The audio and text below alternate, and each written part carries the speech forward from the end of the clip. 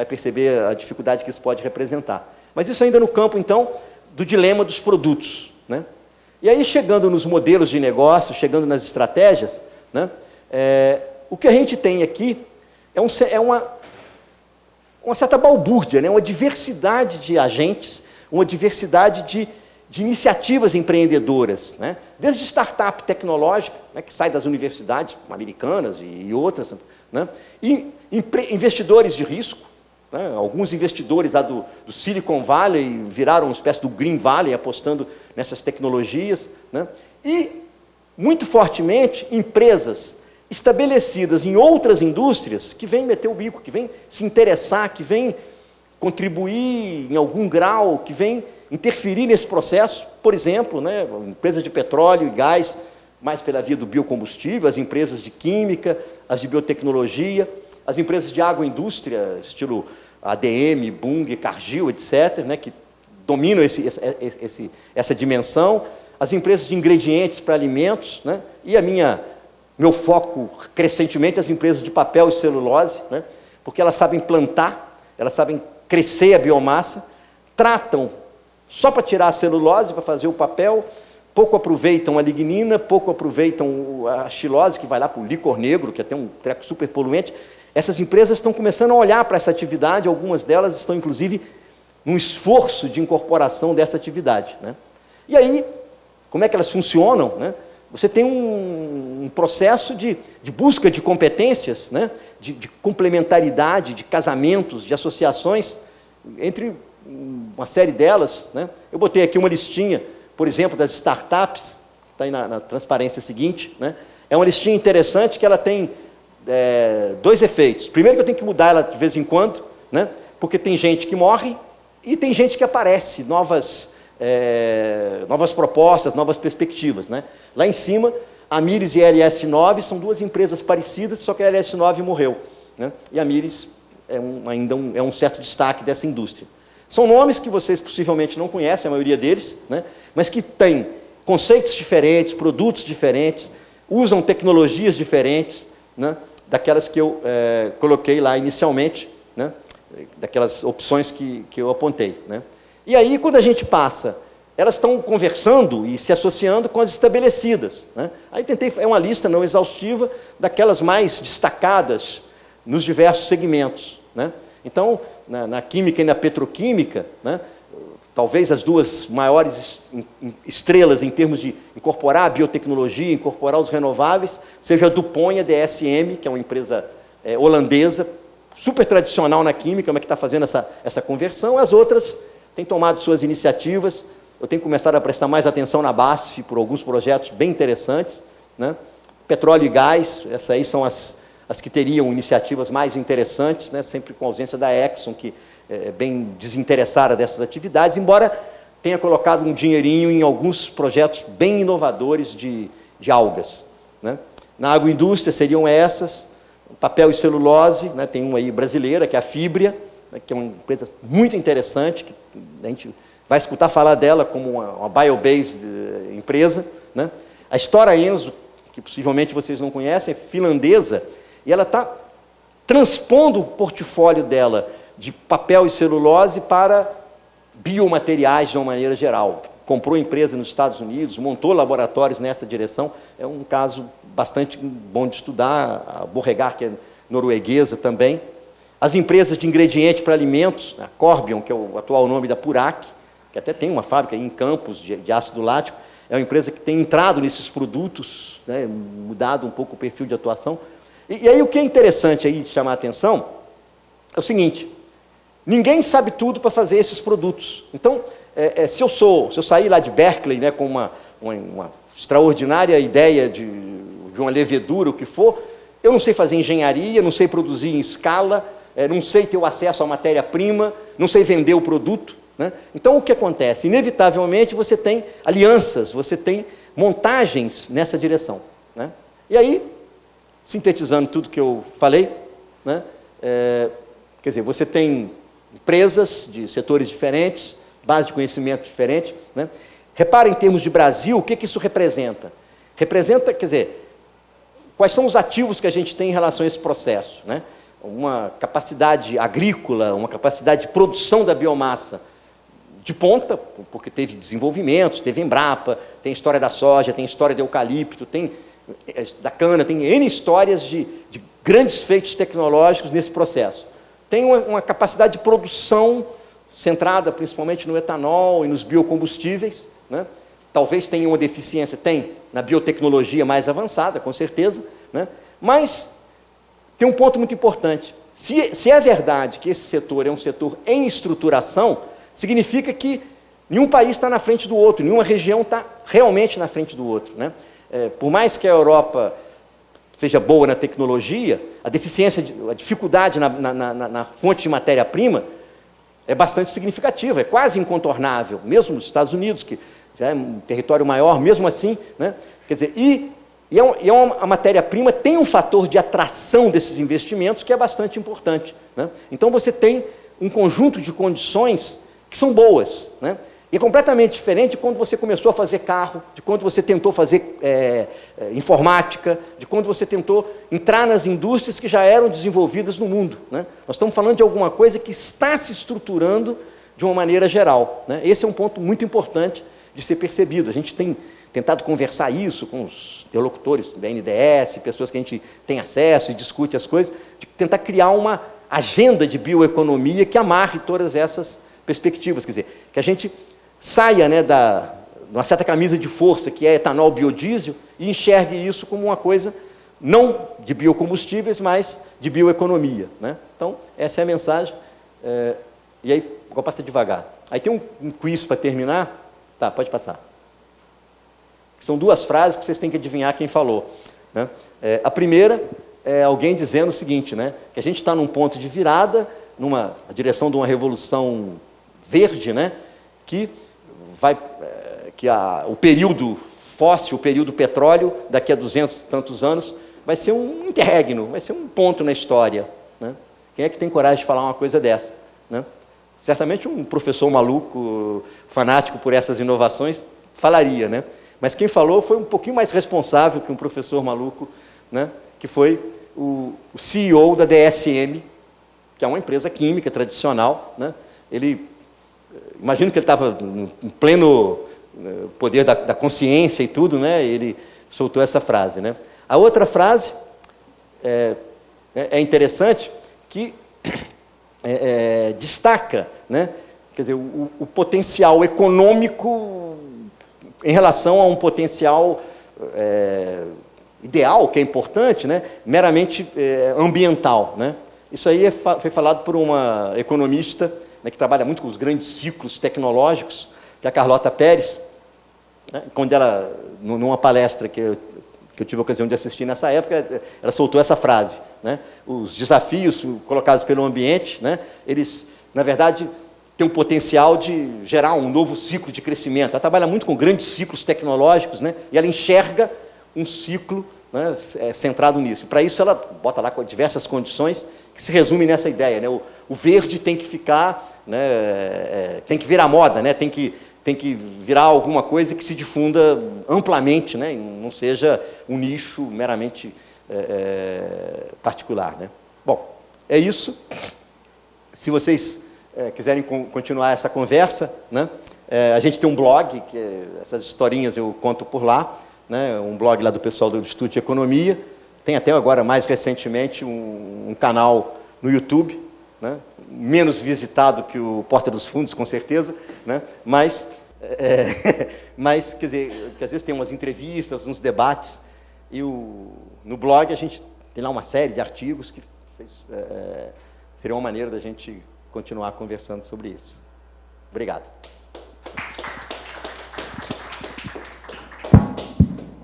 Bem, eu estou encantada com a excelente palestra que abriu assim um mundo e uma série de curiosidades em mim, mas eu passo a palavra para você, se alguém tem alguma questão a fazer em relação à palestra e os desafios que toda essa nova visão da economia baseada em biomassa traz para nós. Se alguém quiser, por favor, vamos ter uma conversa bem informal aqui, se alguém quiser perguntar alguma coisa. Eu só peço que falem no microfone, porque a gente grava essas palestras.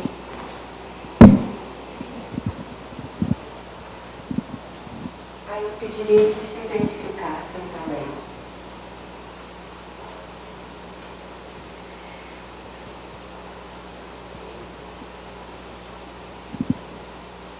Bom, então eu vou fazer a primeira pergunta para começar. Meu nome é Pedro, eu sou engenheiro químico. A gente observa agora, Vitor, justamente esse caminho, né, de muitas empresas de petróleo se transformando em empresas de energia, né? Nos últimos 20 anos, a gente observou essa migração, essa diversificação, né, do espectro das empresas, até mesmo do portfólio, né? E agora, nesse momento, a gente observa no Brasil a Petrobras num movimento contrário, um movimento de voltar, né, de retornar, de desinvestir um pouco e retornar ao seu negócio mais antigo, que é o petróleo. Eu queria saber como é que você enxerga isso que está acontecendo agora.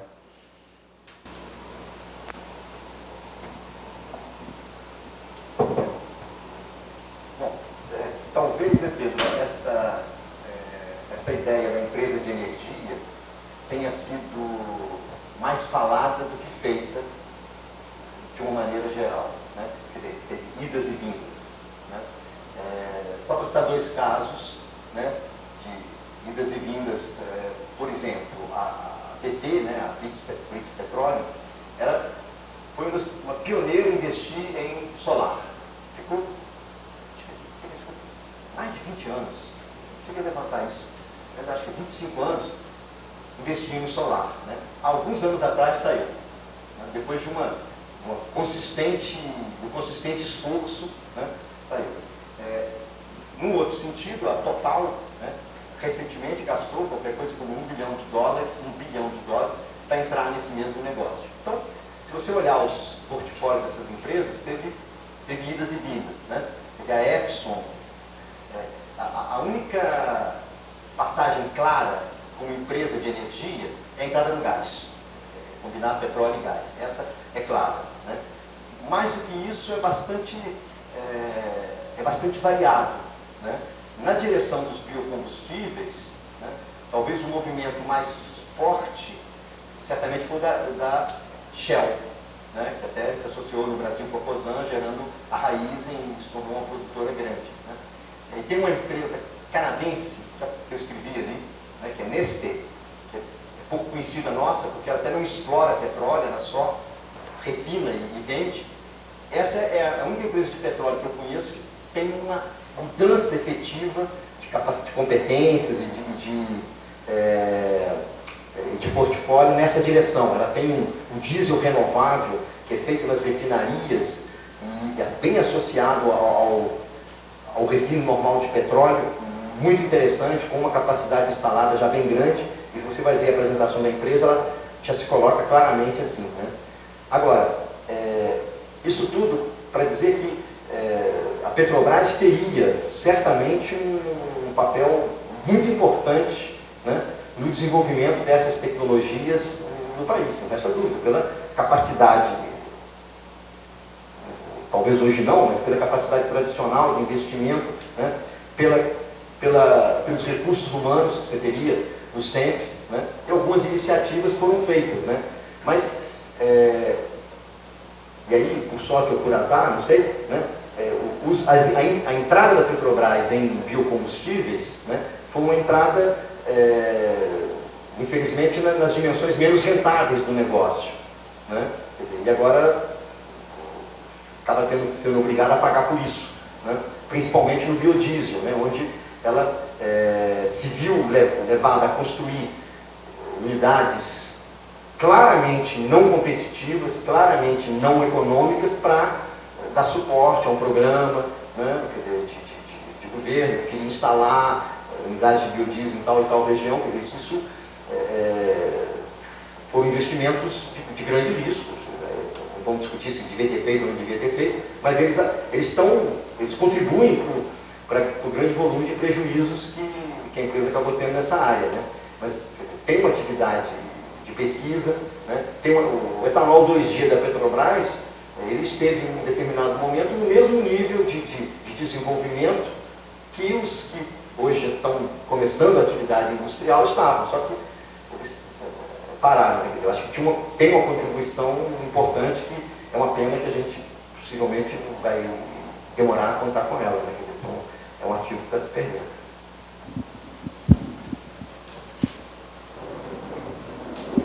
Bem, eu tenho também aqui uma pergunta. Eu acabei de voltar de uma viagem e eu passei pelo estado da Califórnia, nos Estados Unidos, que é um estado que, vocês sabem, que isso é bem divulgado, ele passa por uma grande escassez de água. E, por outro lado, ele é um estado que investe muito no agronegócio, tanto no vinho quanto em frutas. A Califórnia é um grande pomar. Então, quando eu passava pelas estradas, eu vi em várias estradas um cartaz dizendo assim: "Is growing food a waste of water?" E aí, dentro dessa palestra que o José Vitor deu, eu não pude me impedir de pensar, toda essa biomassa ela é extremamente dependente de água. Então, como é que entra a água, os nossos recursos hídricos, dentro dessa equação? Nós somos um país, por outro lado, nós somos um país muito rico em água, o que nos coloca numa vantagem muito grande em relação a outros países. Se essa extração do recurso hídrico para a irrigação da biomassa for uma extração feita de uma forma consciente, de uma forma conservadora. Então, vocês veem que esse desafio da biomassa, ele carrega também outros desafios. E aí eu pergunto para o professor José Vitor, onde é que nessa equação entra o consumo de água para essa biomassa toda? Então, certamente é uma dimensão da sustentabilidade da produção da biomassa. E você estava comentando que você chega a questionar se produzir alimento, né? Quer dizer, por acaso, uma grande qualidade da cana, né? Só que você quer aumentar a produtividade, aí a ideia costuma ser que se irrigar vai aumentar muito a produtividade. Mas a cana tem uma característica de ser muito econômica em termos de consumo de água, né? Talvez o eucalipto também seja, porque ele tem uma capacidade não é uma cultura irrigada, né? E se adaptou e foi desenvolvido muito bem no nosso solo. Mas isso faz parte de uma discussão complicadíssima e, em algum grau, quase interminável, com muitas variáveis, né? Tem havido, por exemplo, certas demandas, vamos tentar definir o que é produção sustentável de biomassa, né? Quer dizer, qual é o padrão? Senão a gente não consegue ir para frente, não consegue comercialmente, né, industrialmente lidar com isso. Então, eu vi algumas manifestações nessa direção. E claro que a água vai ser uma dessas dimensões, né? Agora, tem algumas empresas interessantes, né, que, usando essa biotecnologia, tentam produzir no laboratório as proteínas, né, a carne, né? Nos Estados Unidos tem uma rede que quem foi certamente conhece, que é a Whole Foods, né? Que trabalha com produtos orgânicos e tudo. Ela vende uma salada que tem uma salada de frango que não vem do frango, né? Que vem no processo de produção da proteína do biotecnologia, né? E dizem que é identificado que é assim, mas um dia se enganaram e ninguém viu a diferença, né, em relação a isso. Mas, de qualquer maneira, quer dizer, uma discussão que está envolvida aqui é a própria discussão da agricultura de baixo carbono, da agricultura sustentável. Essa é uma equação difícil. Eu acho que isso vai ser debatido durante bastante tempo. Bom, eu acho que isso é uma tremenda oportunidade de pesquisa e de inovação, né? E que tangencia várias áreas.